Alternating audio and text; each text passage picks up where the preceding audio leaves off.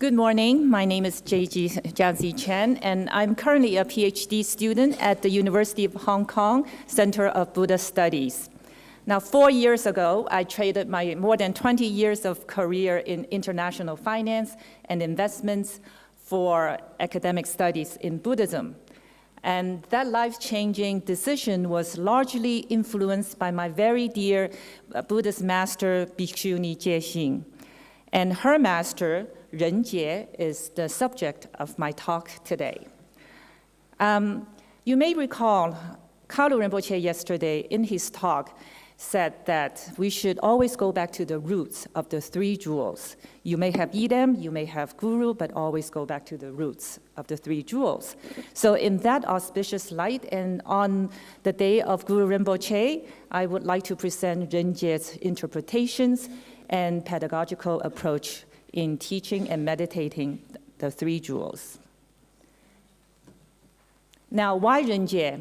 Apart from the fact that he was my master's master, he was the one who synthesizes from a number of traditions, including Tibetan, Chinese, and also to some extent the Chinese agamas. He synthesizes interpretations on the three jewels and then compiled and authored the text summarizing his knowledge and experiential practice on the three jewels. This work is perhaps one of the few, if not the only, Chinese text that systematically integrate diverse Buddhist traditions and regional perspectives on the three jewels. So in terms of methodology, I will combine historical and textual analysis on his works and lecture transcripts. So I think a lot of you here are practicing Buddhists, and you may recite the refuge verse every day. And when you chant, I take refuge in the Buddha, the Dharma, the Sangha, what actually comes up in your mind? What are you thinking about? Who is the Buddha? Or what is the Buddha? And what is the Dharma? And what is the Sangha? So there are divergent interpretations on this topic. So I just listed a few differences here for you to consider. Now, in early Buddhism, the Buddha is the historical Buddha, Shakyamuni Buddha. And the Dharma is his discourses on the Four Noble Truths and in the Eightfold Path. And the Sangha is, of course, his community of disciples. Then when the time approached to Mahayana era, the Buddha is now represented by the Trikaya, or the three-body philosophy, and the Dharma now shifts the emphasis on dependent origination and emptiness, and the doctrine of the two truths. And of course, the Sangha now includes the Bodhisattvas. And there are also regional differences too. So for example, in the Chinese Chan school, the sixth patriarch Huineng would define the three jewels as enlightenment, righteousness, and purification. And of course, in the Tibetan tradition, we have the guru as the embodiment of the three jewels. So beginning in the 1980s, Ren Jie transmitted both the doctrinal theory and the meditational practice of the three jewels to the Chinese monastic and lay practitioners in different parts of China. Then based on his lecture materials, he compiled a seminal text titled The Concise Explanations on the Merit and Significance of Contemplating and Practicing the Three Jewels. Sorry, very long name, so I shortened it to the Three Jewels Explanation, or the TJE. So the TJE was completed in 1995 in Mount Wutai, and this text contains more than 60,000 Chinese characters, and it was privately distributed among his students and also interested monasteries, mainly in Sichuan and in Mount Wutai. And then in the 1990s, one of his lecture series was tape recorded and transcribed by his students into a text of more than 240,000 Chinese characters, known as the Three Jewels Transcript, the TJT. So today, despite the lack of formal publication, both the TJE and the TJT are widely shared free of charge online or on Chinese social media platforms such as the WeChat and QQ by those who follow or admire Ren Jie's teachings. Now, just a quick synoptic account of Ren Jie's life and see how he fits into this picture. He was born into a literati family in 1920, became a monk at the age of 18, ordained the following year, and then really in 1942, at the age of 22, he joined Jingqi Monastery. This was one of the first Vajrayana practice centers established by his guru, Ninghai. Ninghai was a Chinese Chan master who in the 1920s traveled to Lhasa and spent 7 years studying in Drupal Monastery under Kangsa Rinpoche. So upon Ninghai's return to the mainland, he started transmitting Tibetan teachings to Chinese-speaking Buddhists. And at the same time, he established a series of Vajrayana practice centers, and Jingqi Monastery was one of those. So this is where Ren Jie joined and studied Tibetan language and scriptures for the next 14 years. And then in 1956, Ren Jie moved to Beijing and was enrolled in the Buddhist Academy of China. He was mentored by Venerable Fa Zun and Venerable Guangkong.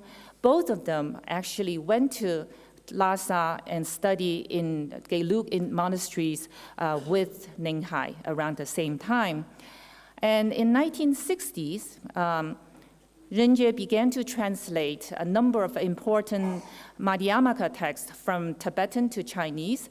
These texts were not previously known in China or in the Chinese Buddhist communities, and his work and effort filled a critical gap in the Chinese understanding of Madhyamaka scholarship. So up till now, his education was mainly focused on Tibetan language and scriptures. In 1974, that sort of changed when he was invited to join a small team of Buddhist scholars to work on the compilation and editing of the Fangshan Stone Sutras. Now, the Fangshan Stone Sutras were constructed over a span of 1,000 years from the 6th century to the 15th century, and they contained 35 million Chinese characters of sutras and sastras. But due to years of earthquakes and erosion, these stones were actually damaged and broken. So the cave housing these stone steles was discovered in the 1950s.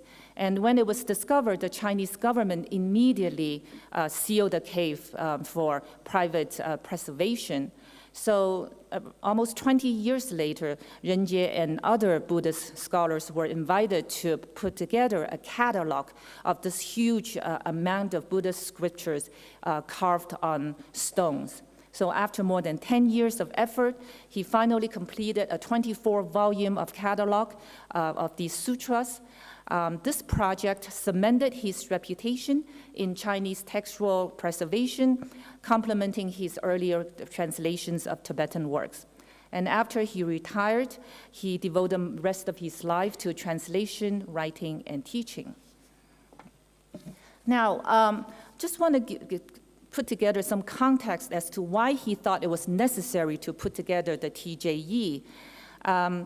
In the 1980s, there was a religious revival in China. That was after the period of the Cultural Revolution. And there were a lot of people interested in Buddhism, and lots of monasteries were being built during that period. So Ren Jie realized that there was a lack of material dedicated to the teaching of the three jewels in the Chinese canon. And also there's a lack of understanding of the proper construction of Buddha statues. Lots of monasteries were being built and lots of statues were being constructed, but not according to the sutra descriptions. So Ren Jie was troubled by that. And also at this time, non-Buddhist sects were operating under the guise of Buddhism, mainly because people did not have a clear understanding of what the three jewels means. So he put together this textbook material not to be used merely as a theoretical exposition, but as a practice guide for meditation. And he also wanted to use to demonstrate as an example of a non-sectarian approach in scriptural study. So in terms of the lineage, Ren Jie acknowledged a teacher as the patriot of the lineage, and then this lineage was then subsequently passed down to Tsongkhapa, the founder of the Geilu school. And Ren Jie's teacher, Ninghai, of course, studied in the Japan monastery, and he also himself put together a textual outline of the material relating to the three jewels. So building on that textual outline, Ren Jie has expanded on the teaching of the three jewels, incorporating a lot of the materials from the Chinese canons. Now, I don't have time to go through the details of his teachings of the three jewels, but what I would give you is a framework of how he taught each of the three jewels. So, for example, in terms of the Buddha jewel, you have the small vehicle interpretation, which is mainly based on the Chinese agamas. In this case, the Dharma body of the Buddha is the culmination of the 5 perfect merits, including the precepts, concentration, wisdom, liberation, and the knowledge of liberation. Then the enjoyment body of the Buddha is the 32 major marks and the 80 minor characteristics. The transformation body is the various forms the Buddha assumed to liberate sentient beings. So that's a pretty typical interpretation of the Buddha jewel as recorded in the Chinese agamas. Then in terms of the Mahayana interpretations of the Buddha, Ren Jie found 6 different types of interpretations across Tibetan and Chinese scriptures. You have the one-body interpretation, 2-body, 3-body, 4, 5, and 10-body interpretations. And I've listed some of the scriptures that Ren Jie used or cited when he put together this teaching. So you can see that he cited, both the Tibetan and Chinese sources. And in terms of the Tibetan sources, obviously those were translated either by himself or by his gurus or by his mentors in the last in modern time. So, wow. Not sure what happened over there. In terms of the exegesis of the Dharma jewel, Ren Jie delineated this teaching into 3 categories: the teaching, the path, and the fruition. Very similar to the ground, path, fruition approach in the Tibetan teaching. In terms of the teaching category, he includes the Tripitaka of the Vinaya, the Sutras, and the Sastras.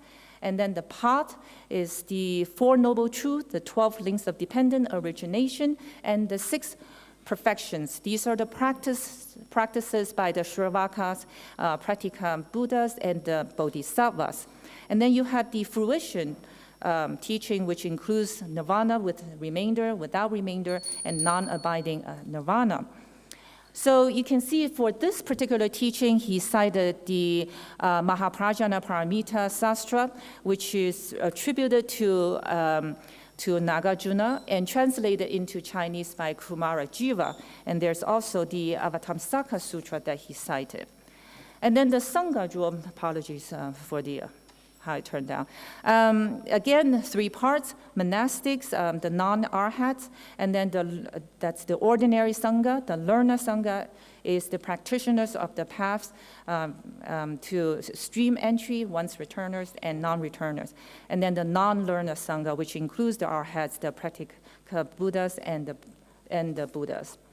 Now, once a student attains a firm doctrinal grounding in the 3 jewels, they may advance to the 3 jewels contemplation, which is a Vajrayana sadhana transmitted to Ren Jie's teacher, Ninghai, when he was in Lhasa.